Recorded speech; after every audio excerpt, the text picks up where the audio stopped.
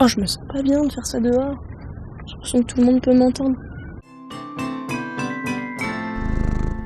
Coucou les loulous, c'est Lou. Je vous retrouve aujourd'hui pour la 4e et dernière vidéo de la série des vidéos sur les livres pour Poudlard. À chaque fois, je vous donne 5 livres pour chaque maison de Poudlard et aujourd'hui, on parle de Poufsouffle. Avant toute chose, je voudrais juste d'abord m'excuser auprès de tous les Poufsouffles. C'est la seule maison pour laquelle je n'ai rien. Pas un t-shirt, pas un truc de la couleur, rien du tout. Je suis désolée, j'ai rien contre vous du tout. Je vous adore mes petits Poufsouffles, mais je vais quand même pouvoir faire la vidéo et puis à l'occasion, dès que je pourrai, je m'en achèterai pour me racheter. Tout d'abord, une petite présentation sur la maison de Poufsouffle. Elle a été créée par Olga Poufsouffle, Olga Hufflepuff, et aujourd'hui, son fantôme est le Fat Fryer. Les Poufsouffles sont travailleurs, francs et loyaux. Quant aux élèves célèbres de Poufsouffle, il y a par exemple évidemment Cédric Diggory, Pomona Sprout, professeur d'herbologie, Nymphadora Tonks et évidemment Newt Scamander, Norbert Dragono en français. Et pour finir, les dortoirs et la salle commune des Poufsouffles se trouvent juste à côté des cuisines de Poudlard. Premier livre que je vous conseille si vous êtes un Poufsouffle, Le Mur de Emma Clayton. Le Mur est une dystopie dans laquelle on retrouve un jeune garçon qui a perdu sa jumelle et qui, dans cette société dystopique, va se retrouver à être gagnant d'un concours et il va participer à plein de choses, notamment à des sortes de compétitions sur un nouveau jeu vidéo qui vient d'apparaître, qui est une simulation d'avion de chasse. Sauf que plus il sera dans le truc, plus il va découvrir que il est vraiment à fond dedans et il va finir par un petit peu aller de plus en plus profond dans cette société, dans cette compétition et on va découvrir un petit peu des secrets. Une des grandes particularités de cette nouvelle société dystopique, c'est que la Terre a été séparée en deux par un grand mur. D'un côté, on dit qu'il n'y a que la peste, les animaux et les maladies, etc. Et de l'autre côté, tous les humains regroupés et tous dans des petits espaces. Le protagoniste déjà lui-même est dans un tout petit appartement, mais il fait partie de la classe moyenne. Il y en a même qui sont dans des sortes de souterrains, ils sont en dessous de la ville et ils sont vraiment complètement dans la misère. Ce personnage principal, il est clairement travailleur parce qu'il est tout le temps à fond dans ce qu'il fait, mais en plus de ça, il est extrêmement loyal. Déjà, lui, il a l'impression que sa jumelle n'est pas vraiment... Mais en plus de ça, il est extrêmement loyal. Déjà envers sa jumelle, il est persuadé qu'elle n'est pas morte et il veut la retrouver.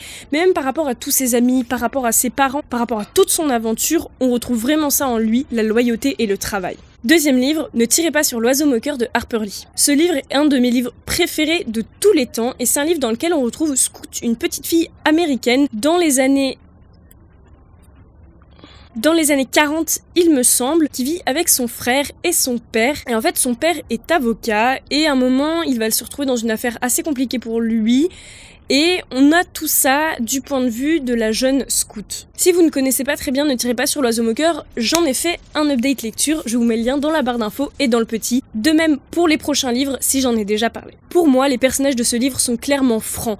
Vraiment, la franchise, c'est quelque chose qu'on peut donner à tout ce livre par rapport à toutes les questions qui sont posées et toutes les réflexions qu'il donne et qu'il essaye de donner à réfléchir justement. Il y a une vraie franchise et une volonté d'essayer de faire réfléchir les gens et donc pour moi, clairement, ce livre allait à Poufsouffle, absolument. Il y a aussi une forme de loyauté par rapport aux enfants, donc Scout, la petite fille, mais même son frère par rapport à leur père, et leur père par rapport à la vérité. Il est extrêmement loyal par rapport à la vérité avec sa façon de voir les choses, et vraiment, ce livre est extrêmement intéressant, je vous le conseille, mais à 1000%. Putain, je peux même entendre les micro-ondes des gens, quoi, c'est ouf.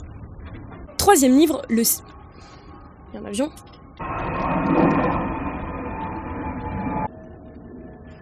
Troisième livre, Le ciel est partout de John Nelson. Celui-là aussi, c'est un de mes livres préférés de tous les temps. Quand j'étais adolescente, je ne jurais que par lui. Je l'ai lu des millions de fois et lui, on a carrément fait une vidéo coup de cœur. Dans Le ciel est partout, on retrouve Lenny, qui est une jeune adolescente américaine qui perd sa grande sœur. Et alors qu'elle est en plein deuil de sa grande sœur, elle va rencontrer un garçon. Et en gros, elle va un peu tomber amoureuse de lui, mais elle va se poser la question...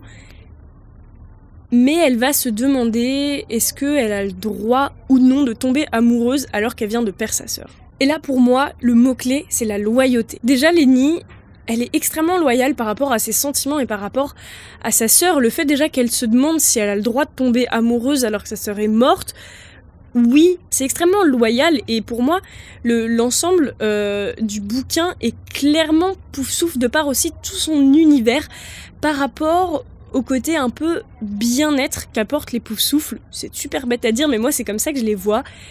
Alors qu'au final, c'est vrai que ce livre apporte pas spécialement de bien-être, mais quand même une certaine forme de vague, de nuage. C'est un peu bizarre ce que je dis, mais pour moi c'est clair, j'espère que ça l'est pour vous aussi.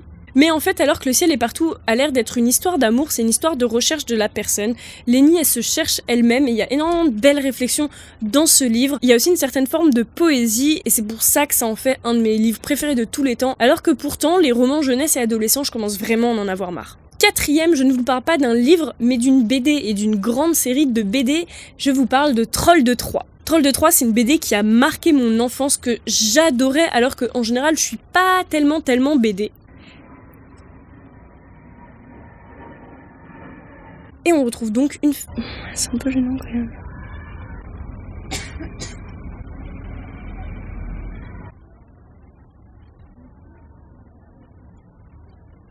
J'ai l'impression d'être observée. Je tournerai plus jamais en extérieur. Ok. On retrouve donc... Et donc, on retrouve une famille de trolls à qui il arrive plein de trucs assez drôles, des aventures dans en fait le monde dans lequel ils vivent, tout ça, mais il y a quand même en plus des sortes de choses de mythologie, des complots, il y a des trucs un peu plus profonds, il y a des histoires de magie, et donc c'est drôle, mais c'est en même temps passionnant. Et il se trouve que ces trolls, ils sont vachement loyaux et francs, alors là, mais clairement, parce que c'est justement des bons trolls, on va dire. Déjà, ils restent extrêmement soudés comme famille, alors que la fille aînée de cette famille, en fait, en vrai, c'est une humaine, mais qui a été en fait adoptée par les trolls.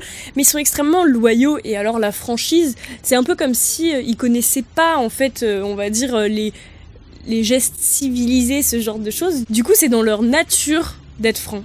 Bref, Trolls de Troie, c'est une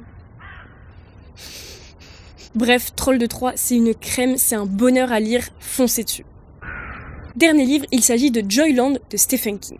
Dans Joyland, on retrouve un mec qui est un peu perdu dans sa vie, c'est un étudiant, et à un moment il décide un été d'avoir comme petit boulot de travailler dans une fête foraine. Mais il se trouve qu'il y a des rumeurs dans cette fête foraine comme quoi il y aurait un des manèges, évidemment le manège fantôme, qui serait hanté.